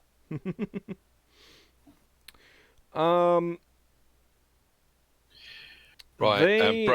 They signal back that they are not interested in trade, but they are unfamiliar with your craft and would be happy to meet you. Yeah, Braxton signals back. Our goods are already promised for, but our captain would like to look over your spectacular craft. And we'll be happy for you to look over ours. And He calls out to the crew, commence Operation Friendly. Okay. So it takes a few minutes for them to, for you guys, both vessels to close the distance. And as they, breach their air envelope, you can see that their vessel is basically entirely crewed by, you'd believe, people from Shaolong. Right. Not even other planets that are similar or other spheres that have similar cultures, but you can hear some of the words that they're saying and stuff like that, and you've heard enough back on Brawl, even though you don't understand it. Braxon's looking around for Lafdul. Lafdul is on shift, so you would have been awake. You wouldn't have needed to been woken up. Lafdul, these people are from your world. Wow. Well, the very far end of it, yeah. Well, you know them better than I do. Perhaps you should talk to them. That's not really an area I traveled to when I was on my homeworld. My world's pretty big. Well, yes, it's bigger than the Rock of Brow. But they're from your sphere. Yeah, I mean... The irony here is that Braxon probably knows people from Shaolong better than Lafdul. Probably. Really? Oh, yeah. Lafdul didn't go to that end of the continent. He knows I mean, just because Lafdul comes from the same world doesn't mean that Lafdul has ever visited this area. I mean, he knows of, like, maybe some of Icewind Dale. I think all the coastal area he knows quite well. I don't even know that you'd know that quite well. You're from Evermeet. Yeah, well, he travelled inland a bit. I think that you're playing this up, right? Yeah, I'm playing this up. It's the old tourist thing where you tell someone you live from London and they say, "Oh, do you know Bob? He comes from London." God. So I'm like, I just thought it'd be quite amusing. Anyway, and of course, Braxon comes from a world that is small enough that it is very conceivable and very likely that he did know everyone on the world. Yeah, he comes from an asteroid close to Brow, and like pretty much everyone would know everyone. They might not know all their details. So the vessel pulls alongside, and Braxon, you are impressed by the sailors on this crew. They are... they're better than our crew. But they're also pretty clearly paid better, too. So, just put that out there. They're just more professional. They are experts at their craft. Like, your crew, not to say anything bad about your crew, they're more than competent. They're more than capable of doing the tasks that you request of them. But the crew on this vessel, in addition to doing it competently and everything like that, they look darn good doing it. It's almost like a dance. We know some shell customs from Brow, don't we? Yes.